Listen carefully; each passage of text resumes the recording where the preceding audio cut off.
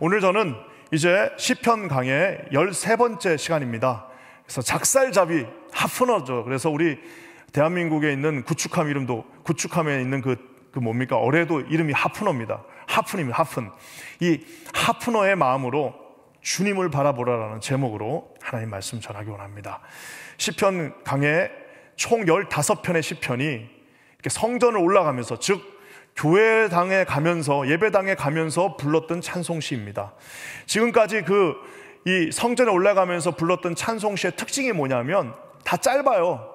그래가지고 정말 다 5절, 3절, 6절. 왜냐하면 이제 외워가지고 찬송을 부르면서 가야 되기 때문에 다 짧습니다. 자, 근데 오늘 갑자기 18절이나 되는 이제 가장 긴 이제 이 찬송시가 오늘 시작됩니다. 이유가 뭘까요? 이유가 뭐냐면 간단합니다. 이 찬송시의 또 다른 이름은 맹세시예요. 맹세를 합니다. 누가 맹세하느냐? 다윗이 우리 하나님께 맹세합니다. 다윗이 하나님께 1절부터 10절까지 맹세하고 이제 그러고 보통 끝나야 되는데 놀랍게도 11절부터 18절까지 하나님이 다윗에게 맹세합니다. 자, 그러니까 하나님 앞에 다윗이 맹세하는 거는 너무 당연하잖아요. 내가 하나님 앞에 이렇게 하겠습니다, 저렇게 하겠습니다 하는 걸 맹세하는 건 좋은데, 그 맹세를 들은 하나님께서 기뻐하시면서 다윗에게 맹세하는 게 같이 들어가 있기 때문에 이게 두 시가 세트로 들어가 있어서 이렇게 길어진 것입니다. 도대체 이 맹세는 어떤 맹세를 다윗이 했길래 하나님이 그렇게 기뻐하시면서 하나님께서 오늘 진짜 축복의 최고, 어쩌면 피크를 오늘 보여주시면서 하나님이 맹세하시는 장면이 나옵니다. 저는 오늘 이 두 가지 맹세, 첫 번째는 다윗의 맹세, 두 번째는 이게 사실 신학적으로는 말이 안 됩니다. 하나님은 맹세할 필요가 없어요. 하나님의 말 자체가 법이고, 하나님의 말 자체가 모든 길이고, 하나님의 말 자체에 모든 힘이 있기 때문에 하나님은 따로 맹세할 필요가 없음에도 불구하고 하나님이 이다지도 기뻐하시면서 맹세를 하신 두 가지, 다윗의 맹세, 하나님의 맹세. 좀 더 나아가서는 그 다윗의 맹세는 우리의 맹세가 될 수 있고, 더 나아가서는 우리를 향한 하나님의 축복의 말씀들 될 수 있습니다. 이 두 가지를 오늘 살펴보기를 원합니다. 먼저 이 두 가지를 들어가기 전에요, 다윗의 전 세대를 한번 알아야 됩니다. 그래야지 도대체 이 다윗의 이 맹세가 얼마나 대단한 것을 알려면은 다윗의 전 왕 누구예요? 사울의 시대가 도대체 어떤 시대였는지를 우리가 약간 배경 지식으로 알고 있어야지 이 말씀이 이해가 됩니다. 사울은 어떤 사람이냐? 사울한테 뭐든지 우습게 여기는 사람입니다. 첫 번째는 하나님의 언약궤를 우습게 여겼습니다.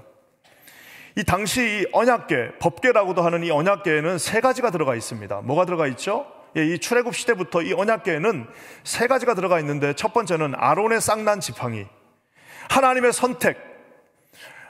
지팡이가 여러 개 있었지만 아론의 지팡이만 싹이 났잖아요. 하나님이 선택했다라는, 이스라엘 백성을 하나님이 선택했고 아론의 그 레위 지파들을 하나님이 선택했다는 그 선택, 하나님의 절대적인 주권을 상징하는 아론의 쌍난 지팡이가 그 안에 들어가 있고요. 또 하나는 뭐예요? 하나님의 백성은 율법을 지키는 백성들입니다. 그래서 하나님의 율법인 10계명이 그 안에 들어가 있고, 마지막으로는 하나님이 끊임없이 광야 생활에서도 절대로 너희들을 굶기지 않고 내가 끝까지 내가 함께 하겠다는 황금 만나 항아리, 그러니까 만나가 들어갔던 그 황금 그 항아리가 거기 다 같이 있습니다. 그러니까 이거는 사실 별거 아니지만 그 세 가지를 그 언약궤에다 집어넣어 놓고 하나님이 내가 이곳에, 이것은 하나의 상징으로서, 마치 우리가 결혼할 때 결혼 반지를 끼는 것처럼 상징으로서 내가 너희들을 끝까지 선택하고 내가 너희들을 어떻게 하는 거예요? 끝까지 이 율법의 백성, 하나님의 백성이 되게 하며 내가 끝까지 너희들 가운데 내가 공급해 주겠다는 그 약속을 우리에게 보여주시고 있는 그 언약궤입니다. 근데 여러분, 이 언약궤가 어떻게 됩니까? 엘리 제사장이 부패하기 시작하고 살이 찌고 막 그냥 제사 드리는데 자기 마음대로 드리고 하니까 엘리 제사장의 두 아들이 있었습니다. 우리가 아는 것처럼 험니와 비느하스가 어떻게 합니까? 전쟁이 났다 하니까 이 언약궤를 들고 나갑니다. 왜?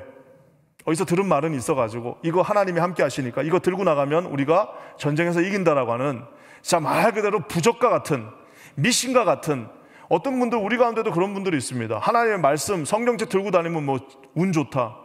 여기다가 크게 말씀 붙여놓으면 사업 잘 된다라는 이런 말도 안 되는 미신을 믿는 사람들이 있는데, 이 험노와 비느하스가 그렇게 했습니다. 그 언약궤를 들고 나가서 블레셋과 싸웠는데 하나님이 진노하셨습니다. 그래서 결국 전쟁에서 지고 모든 엘리 제사장 가문 다 없어졌습니다. 그냥 한 번에 다 없어져 버리고, 그리고 결국에는 이 언약궤를 블레셋 백성들에게 빼앗겨 버립니다. 세상에 하나님의 상징을 빼앗겨 버린 거예요.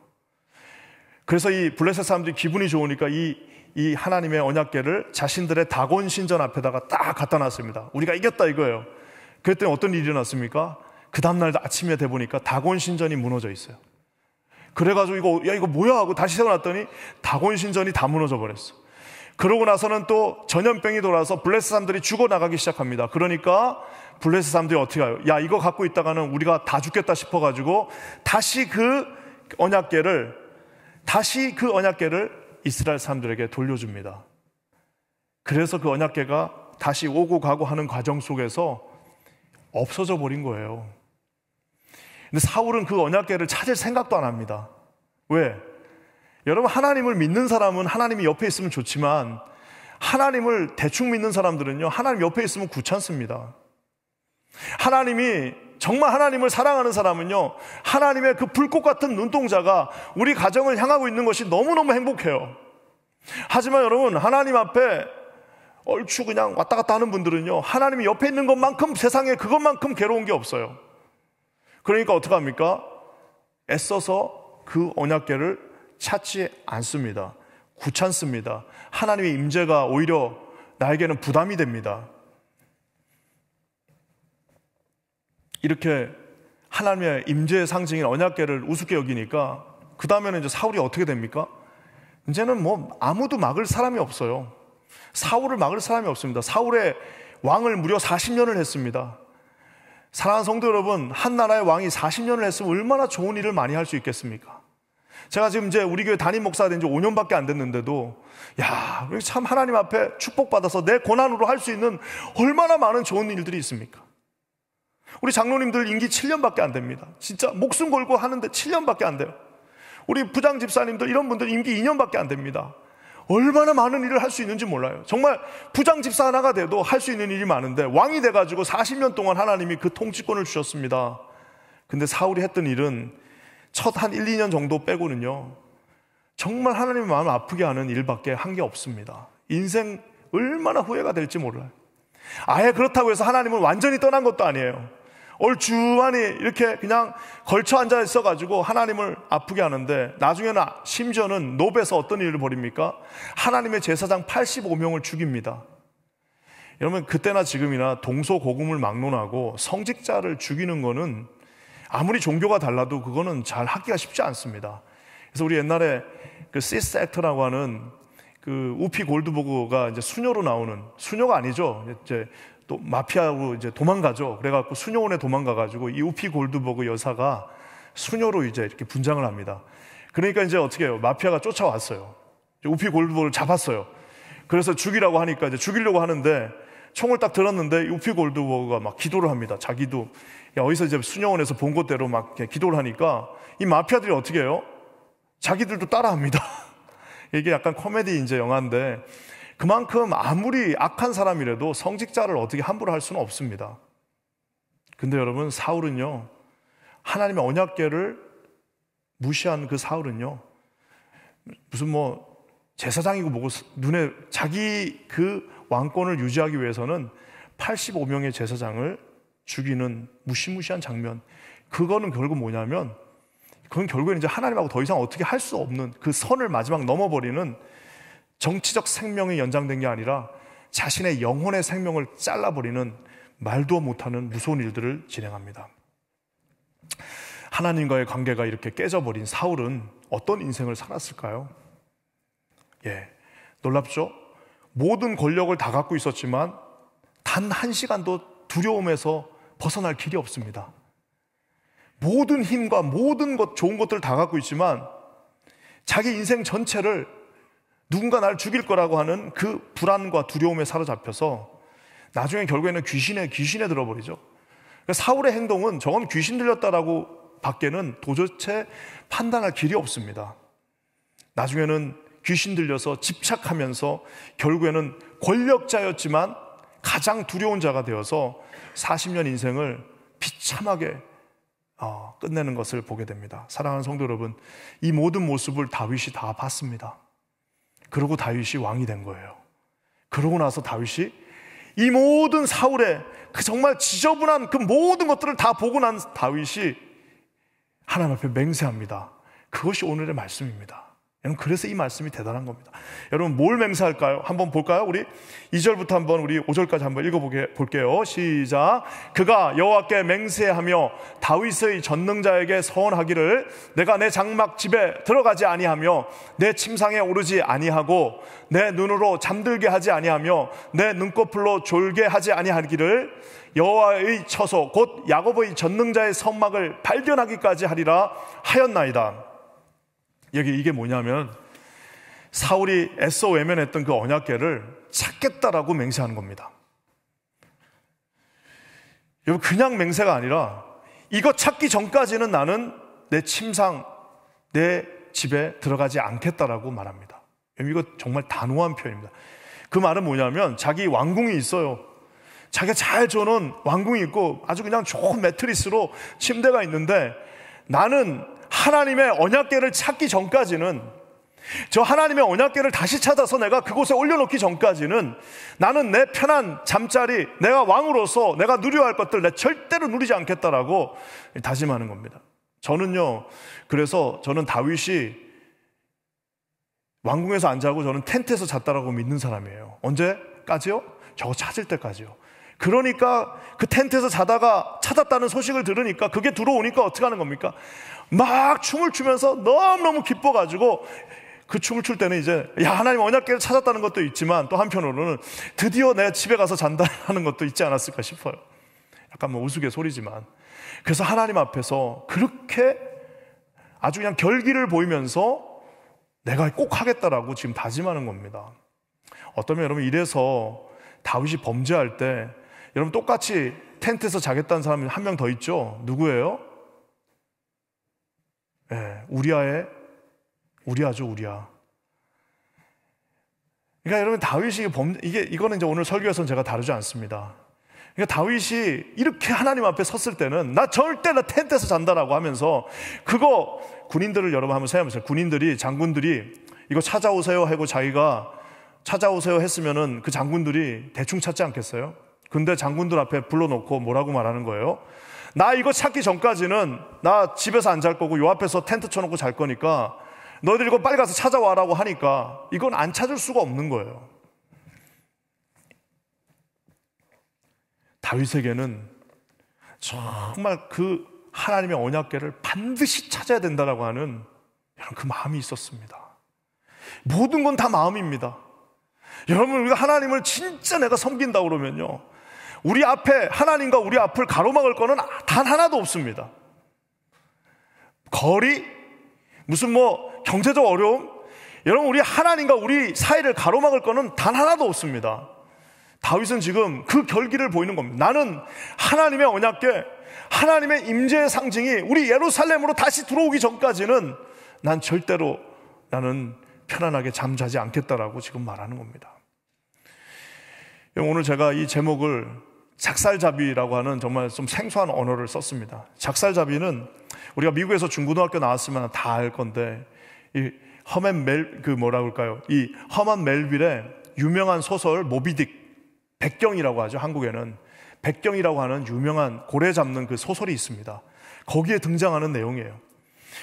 이 이제 포경선이라고 그러죠. 고래 잡는 그 배가 진짜 이 인간의 역사와 함께 시작됐습니다. 왜냐하면 고래를 잡으면 고래 고기도 중요하지만 그 등, 그 기름 때문에 고래는 진짜 중요한 산업이었습니다.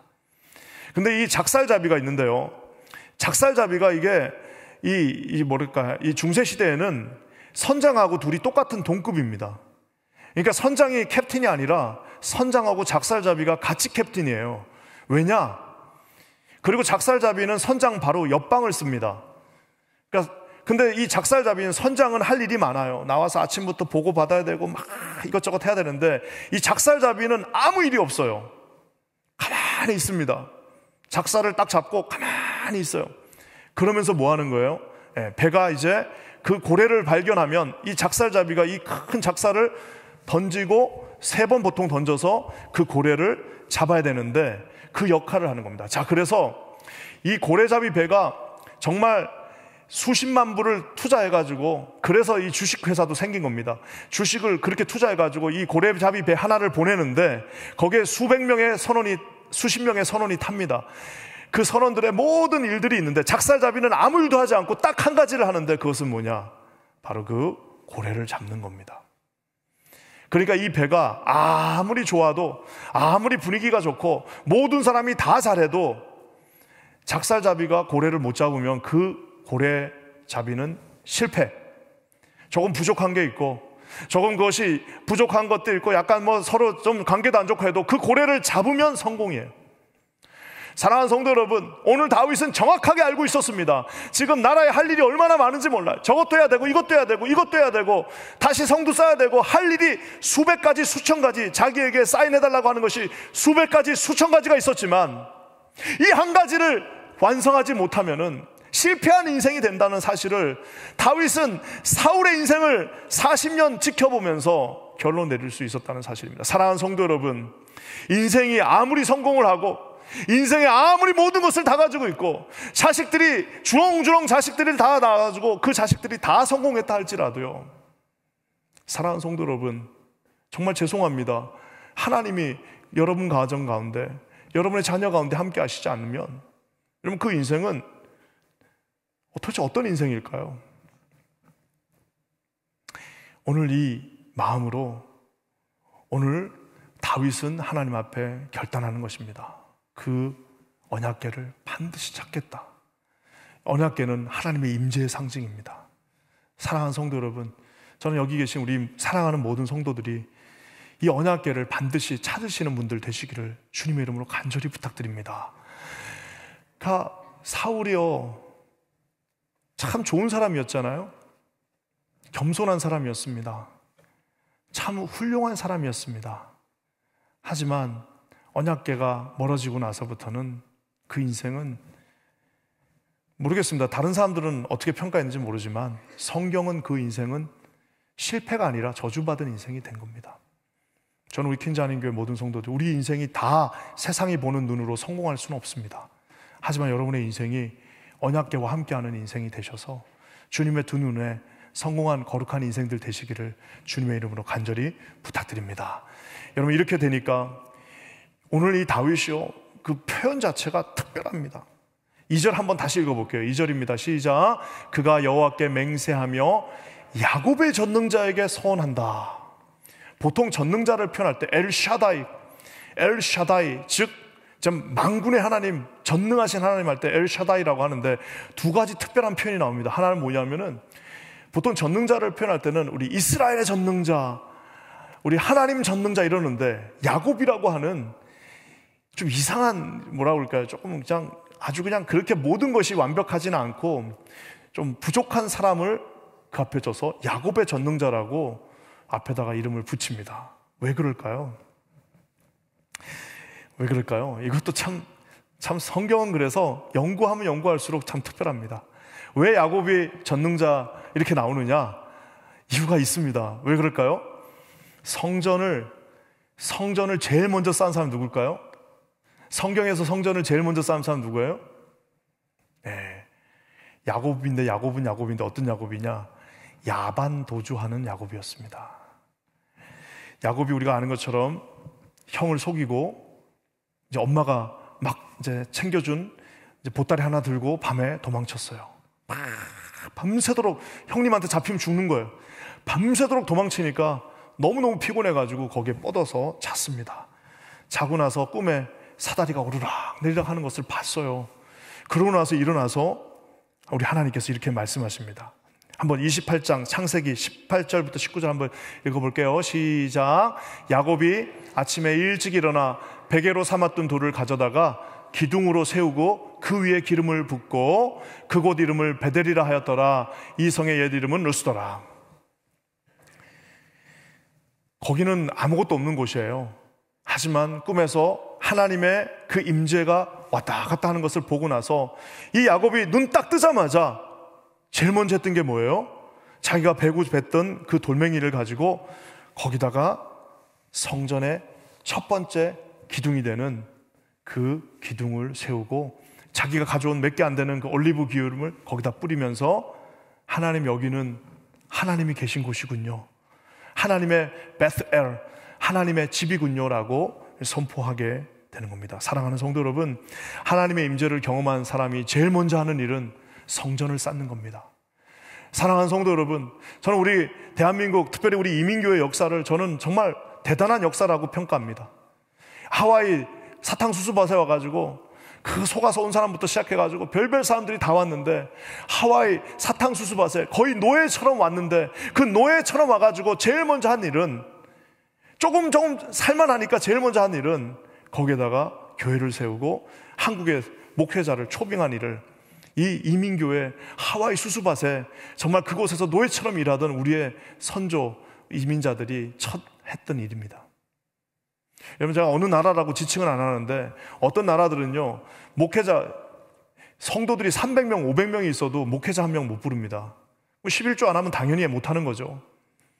그 사탕수수밭에서 받은 그 정말 다 떼이고 일본 사람한테 떼이고 해갖고 받은 그 임금을 가지고 하나님의 전을 처음 세운 것은, 마치 야곱이 도망가며 쫓기면서 그 아무것도 앞날이 보장되지 않는 인생이었지만, 하나님을 만나고 처음 했던 것은 하나님의 성전에 기름을 붓고, 그 돌멩이가 이것은 베델입니다, 하나님 내가 다시 돌아오면 여기다가 이제는 분이엘의 역사가 일어나는 것이고, 그래서 그 분이엘의 역사가 야곱에서 요셉으로, 요셉에서 이제는 이곳까지 오게 된다는 것을 우리가 보게 된다는 사실입니다. 사랑하는 성도 여러분, 다윗은 오늘 그 야곱의 마음으로 아무것도 없는 그 보따리에서 돌멩이 하나를 세우고 거기에 가져온 올리브 기름을 바르면서 그곳을 베델로 했던 그 야곱의 심정으로 오늘 다윗은 그 왕국을 다시 처음부터 세우고 싶은 마음이 그에게 있었습니다. 사랑하는 성도 여러분, 저는 우리 퀸자는교회 모든 성도들이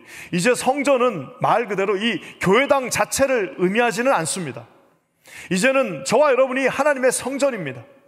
예수 그리스도 안에 있는 모든 빌리버들, 하나님의 백성들이 이제는 성전된 우리들이 모여서 이곳에서 예배드리는데, 저는 여러분의 마음이, 여러분 이 돌멩이 하나를 세우는, 하나님의 성전을 세우는 다윗과 같은 마음, 야곱의 전능자의 하나님을 바라보는 그 마음이 되시기를 우리 주님의 이름으로 간절히 부탁드립니다.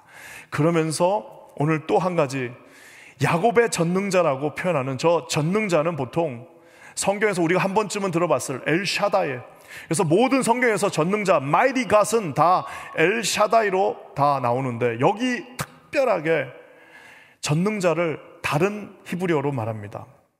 이 아비르라고 하는 히브리인데, 이 아비르라는 말이 명사가 되면 날개입니다. 깃털과 날개가 되는 겁니다. 이게 동사가 되면 뭐예요? 솟아오르는, 날개짓해서 솟아오르는 겁니다. 오늘 저 표현을 그대로 하면은 뭐냐면은, 야곱의 전능자의 하나님은 뭐냐면은 야곱을 솟아오르게 하는 전능자예요. 야곱을 일어나게 하는 전능자입니다.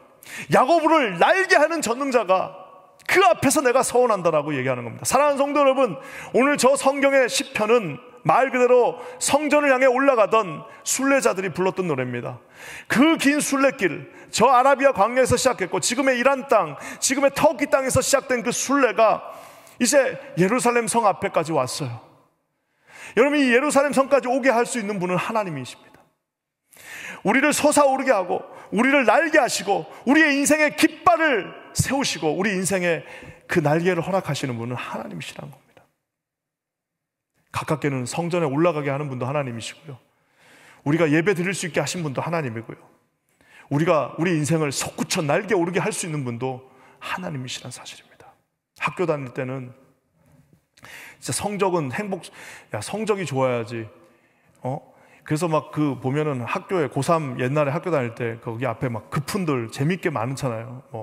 재밌는 일만, 올 1년이 네 인생을 좌우한다 부터 시작해서 네 배우자의 얼굴이 바뀐다, 별별. 우리는 다 성적이 좋으면은 인생이 성공한다고 생각합니다. 무슨 노력을 해서 뭐가 잘 되면 내 인생이 성공한다는 생각입니다. 내가 그냥 머리를 쥐어짜내서 열심히 해서 내가 하면은 내 인생, 내 비즈니스에 성공한다고 생각합니다. 사랑하는 성도 여러분, 시간 지나고 나니까 인생은 성공하는 게 아니라 하나님이 함께 하시는 겁니다. 사랑하는 성도 여러분, 가장 성공한 인생은 하나님과 끝까지 함께 동행하는 인생입니다. 우리 인생을 좌지우지하시는 분은 인생의 그 알량한 우리의 지식과 경험이 아니라 하나님 한 분뿐이심을 깨달아 아시는 저와 여러분 되시기를 주님의 이름으로 간절히 부탁드립니다. 다윗은 지금 이 포인트를 정확하게 보고 있는 겁니다. 내 인생 날개짓해서, 내 인생이 날개짓해서 독수리처럼 솟아오를 수 있는 유일한 방법은 하나님밖에 없다라는 사실을 알고 있는 것입니다. 야곱의 전능자, 야곱의 그 전능자, 그 마음으로 내가 성전을 되찾겠다라고 오늘 다짐하고 있는 거죠. 여러분, 이렇게 하니까 어떻게 결국 했습니까? 여러분, 마음이 있는 곳에는 하나님이 함께 하십니다. 6절 말씀 한번 읽어볼까요? 6절입니다. 시작. 우리가 그것이 에브라다에 있다 함을 들었더니 나무밭에서 찾았다. 그래서 이게 이제 군인들 얼마나 고생했겠어요. 왕이 잠도 안 자고 있으니까 이제 밤새도록 횃불 들고 가다 찾았는데 에브라다, 즉 예루살렘에서 얼마 떨어져 있지도 않습니다. 거기 나무밭에 좀 이런 말, 속된 말이지만 처박혀 있었습니다. 사랑하는 성도 여러분, 사울이 못 찾은 것도 있지만 저는 이렇게도 생각합니다. 하나님도 사울하고 있기 싫어요. 사울도 하나님하고 있기 싫지만, 사울도 하나님하고 있기 싫어서 일부러 안 찾았지만, 하나님도 사울하고 있고 싶은 마음이 별로 없으신 거예요. 하나님이 숨어버릴 수도 있습니다. 근데 오늘 하나님이 슬쩍머니 자기 자신을 드러내 주셨어요. 하나님을 리빌 했다라고. 전문적인 신학 용어는 하나님을 우리가 계시받았다라고 합니다. 하나님이 살짝 자기를 찾게 해주셨어요. 왜? 다윗의 그 마음을 우리 주님이 알고 계시기 때문입니다. 결국 찾았습니다. 가장 중요한 것을 찾은 거예요. 다윗의 모든 행동은요, 다 바보 같습니다. 우리가 아는 것처럼 다윗이 그렇게 어렵게 왕이 돼 13년을 도망 다니다가 왕이 됐는데, 그러면 보통 쫄자들은 어떻게 합니까? 가서 그냥 내가 왕으로 한번 내가 누려보겠다 하면서 궁전에 들어가서 좋은 침대에서 자면서 이랬을 텐데, 다윗은 지금 거기에 관심이 없어요. 다윗의 유일한 관심은 뭐냐면 그 성전, 하나님의 임재를 다시 내가 경험하겠다는 겁니다. 그 시편 23편을 지으면서 들판에서 봤던 그 하나님을 내가 이 예루살렘 성 안으로 다시 모시고 들어오겠다는 마음을 다윗이 가졌습니다. 왕으로서 모든 것을 가졌는데 다윗은 이제는 잠도 자지 않겠다라고 말하면서 세상 사람이 볼 땐 좀 저거 어리석은 거 아니야? 심지어 다윗은 우리가 아는 것처럼 그 법궤를 가져올 때 어떻게 합니까? 6발자국 걷어요. 하나, 둘, 셋, 넷, 다섯, 6발자국 건 다음에 멈춰 황소 한 마리를 잡아서 하나님 앞에 제사 드리고, 다시 하나, 둘, 셋, 넷, 다섯, 6발자국 가서 또 황소 한 마리를 잡아서 거기서 제사를 드리니, 사람들이 보면은 야, 저런 바보가 어디 있냐, 아니 저런 낭비가 어디 있어, 아니 6발자국 걸어가지고 그럼 60발자국 걸으면 황소를 60마리를 10마리를 잡아야 되는데 저런 낭비하는 저런 어리석은 인생이 어디 있냐라고 사람들 다 수덕수덕 걸었을 겁니다. 하나님의 괴가 성전에 들어왔을 때 바지가 벗겨지도록 춤췄다는 거 이제 아시겠죠? 왜 얼마나 기뻐했는지. 하나님 앞에 기뻐했습니다. 왜냐? 다윗이 바보가 아니라 세상 다윗만큼 똑똑한 사람이 없는 거예요. 하나님만 나와 함께 계시면 나머지 다 모든 거는 그냥 뭐 따라와도 좋고, 까지가 안 와도 안 와도 나는 오케이, 안 와도 오케이. 내 인생 까지가 안 와도 그냥 난 천국으로 오면 좋은 거고, 안 와도 it's okay 하는 가장 핵심 99%를 붙잡은 게 아니라 100%를 붙잡고, 사울은 이것저것 다 붙잡으려고 했는데 결국에는 단 한 개도 붙잡지 못한 인생이 되었다라고 말할 수 있습니다. 사랑하는 성도 여러분, 다윗이 이렇게 맹세했습니다. 우리 하나님 여러분 째째한 분 아니십니다. 우리 하나님을 여러분 째째하게 만들지 마세요. 우리 하나님을 좀 열어놓으셔요. 우리 하나님 뭐라고 말씀하십니까? 주님이 맹세하십니다. 이거는 정말 특별한 주님 맹세하십니다. 뭐라고 말씀하세요? 12절 한번 읽어볼까요? 12절입니다. 시작. 네 자손이 내 언약과 그들에게 교훈하는 내 증거를 지킬진대 그들의 후손도 영원히 내 왕위에 앉으리라 하셨도다. 내가 네 집을 세우겠다는, 네 왕위를 내가 앉게 하겠다는 말입니다. 사실상 집을 세우고 싶었던 사람은 다윗입니다. 다윗이 하나님의 집을 세우기자 원했는데 실질적으로 집을 세워주신 분은 다윗이 하나님의 집을 세운 게 아니라 그냥 그 마음만 보였을 뿐인데 결국에는 다윗의 집을 세운 사람은 하나님이십니다. 다윗의 집을 하나님이 세우셨어요. 여러분, 우리가 무슨 하나님의 집을 짓는다고 해봐야 뭘 짓겠습니까? 우리 힘으로 할 수 있는 게 뭐가 있겠습니까? 그냥 몇 개 좀 하다가 흉내 내다가 끝나는, 인간들은 다 바뀝니다. 사람들은 다 변해요. 뭐 한다고 했다가 또 안 하고 나중에 또 하다가 뭐 능력이 없어지고 하다가 힘 없어지고 결국에는 인간은 한다라고 말만 했지 실질적으로 하는 게 별로 없습니다. 우리 인생에서 뭔 대단한 일을 하셨습니까? 별로 없어요. 사실 따져보면 실질적으로 우리의 집을 세워주신 분은 하나님이십니다. 여러분, 그냥 이렇게 말만 하신 게 아니에요. 내가 오늘 좀 많지만 한번 여러분 얼마나 축복해 주셨는지 볼까요? 물질적 축복 15절입니다. 한번 다 같이 읽어볼게요. 시작. 내가 이 성의 식료품에 풍족히 복을 주고 떡으로 그 빈민을 만족하게 하리로다. 다윗의 시대에는 빈민이 없었습니다. 여러분, 사울의 시대, 솔로몬의 시대 다 빈민들이 있었지만 다윗의 시대에는 그 말은 뭐예요? 맨 마지막 사람까지 내가 다 먹일 만큼 화끈하게, 충분하게, 완벽하게 다 주겠다라고 오늘 주님 말씀하십니다. 물질적 축복을 말씀하시는 겁니다. 그뿐만 아닙니다. 우리의 이모션, 감정까지도 축복해 주십니다. 16절 한번 다 같이 읽어볼까요? 시작. 내가 그 제사장들에게 구원을 옷 입히리니 그 성도들은 뭐라고요? 즐거이 외치리로다. 다윗 성 안에 있으면 기쁨이 넘치는 겁니다. 사랑하는 성도 여러분, 아무리 이상한 거 이것저것 한다고 여러분 기쁨이 넘칠 것 같습니까? 그렇지 않습니다. 예루살렘 성 안에 하나님의 백성들이 함께 있는 그곳에 예배자가 함께 모일 때에 그곳에 성도들은 즐거이 외친다라고 오늘 말하고 있습니다. 그뿐만 아닙니다. 하나님이 영적인 축복을 주십니다. 17절 말씀 다 같이 읽겠습니다. 시작. 내가 거기서 다윗에게 뿔이 나게 할 것이라. 내가 내 기름 부음 받은 자를 위하여 등을 준비하였도다. 여러분, 뿔, 혼, 이거는 뭐냐? 결국에는 하나님의 영광, 하나님의 광채, 하나님의 능력, 하나님의 모든 축복이 다윗의 그 머리에 내가 뿔이 나게 한다라고 말씀하고 계십니다. 내가 기름 부은 그 사람 위하여 내가 등불. 여러분 한번 상상해 보세요. 아까 야곱이 집 나가니까 엄마가 막 챙겨줬어요. 그냥 우리로 치면은 떡 먹을 거 몇 개, 거기다가 이제 참기름 귀하니까 참기름 이렇게 하나 해가지고 준 거예요. 아침에 일어났더니 그 참기름 가서 시장에서 한 5불에 팔고 그걸로 밥 사 먹을까 했는데 너무 하나님께 받은 은혜가 크니까 그 참기름 뚝 떠다가지고 그냥 다 확 버버렸어요. 하나님 앞에 다 보가지고 이것이 베델입니다라고 초라하게 하나님 앞에 말씀했습니다. 우리 하나님 뭐라고 말씀하세요? 내가 내 기름 부은 자를 위하여 등을 준비하겠다라고 말씀하시는 분이십니다. 그러니까 하나님의 스케일은 우리 인생의 스케일하고는 비교할 수가 없습니다. 영적인 축복. 우리 금요일날 최정훈 목사님이 설교하시면서 새벽 예배 나오면은 10만 불 주겠다. 뭐 우리가 웃으면서 다 예 뭐 하기도 하고 뭐 영원히 못 나오실 분들은 10만 불도 안 받겠다 하고 가만히 계신 분도 있고 그랬습니다. 농담 같지만 저는 그날 밤에 참 많이 생각했습니다.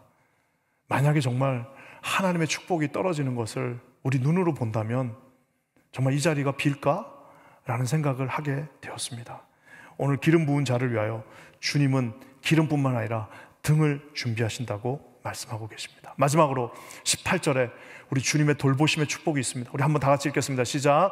내가 그의 원수에게는 수치를 옷 입히고 그에게는 왕관이 빛나게 하리라 하셨도다. 다윗은요, 하나님이 다윗을 혼내면 혼냈지 인간들은 다윗을 어떻게 할 수 없습니다. 인간이 다윗을 혼난다 그러면 그거는 이제 하나님한테 자기가 혼나는 거예요. 다윗이 물론 많은 죄를 졌습니다. 다윗은 불완전한 인간입니다. 하지만 다윗을 뭐라고 말씀하십니까?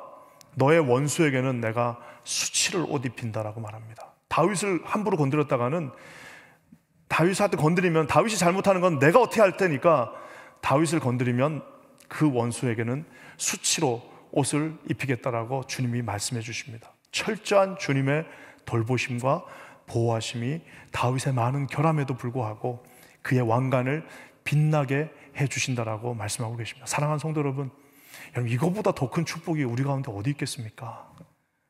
오늘 하나님이 그 별것도 아닌 다윗이 오늘 결론을 내리면서 자기가 잠 안 잔다고 했습니다. 진짜 잠 안 잤을까요? 사람이 여러분 3일 안 자면 죽죠. 다윗은 잠 안 잔다고 말은 해놓고 설사 텐트 들어갔다 칩시다. 텐트 들어가서 안 잤을까요? 네, 거기서 또 잤겠죠. 다윗은 잡니다. 말은 안 잔다고 했죠. 하지만 다윗은 잡니다. 하지만 여러분, 우리가 이 성전 올라가는 시편에서 제일 많이 나오는 하나님을 향한 그 프레이즈가 뭐예요? 주님은 졸지도 주무시지도 않으시는 분이시란 사실입니다. 다윗은 자요. 다윗은 참기름 하나 드린 겁니다. 야곱은 참기름 하나 드렸어요. 다윗은 대단한 6발자국 걸으면서 황소 한 마리 드렸다 칩시다. 여러분, 6발자국 걸으면서 그 드리는 황소는 도대체 누가 준 겁니까? 6발자국을 걷고 나서 드리는 황소 100배가 아니라 1000배의 축복을 주신 분이 누구십니까? 계산이 빠른 분들은 내가 어디에 서야 될지를 아는 겁니다. 여러분이 지혜로운 자라면 나는 어떤 인생을 하나님 앞에 살아야 될지를 오늘 결단하시기 바랍니다. 사랑하는 성도 여러분, 실제로 잠을 안 잔 분은 주님이십니다. 실제로 황소를 100배, 1000배로 주신 분도 하나님이십니다. 바지가 내려가도록 다윗이 좋아했지만 우리가 아는 것처럼 모든 예언서의 말씀처럼, 특별히 스바냐 선지자의 말씀처럼 한 영혼이 주님 앞에 돌아왔을 때 바지가 내려갈 정도로 기뻐하며 춤을 추시는 분은 하나님이십니다. 사랑하는 성도 여러분, 우리가 주님의 손을 붙잡고 우리가 하나님 앞에 뭔가를 맹세한다는 것은 무슨 하나님 앞에 그거 드린다고 해서 하나님이 그거 가지고 뭘 할 수도 없어요. 그 모든 것은 다 우리를 향한 주님의 축복의 통로라는 사실을 기억하시기 바랍니다.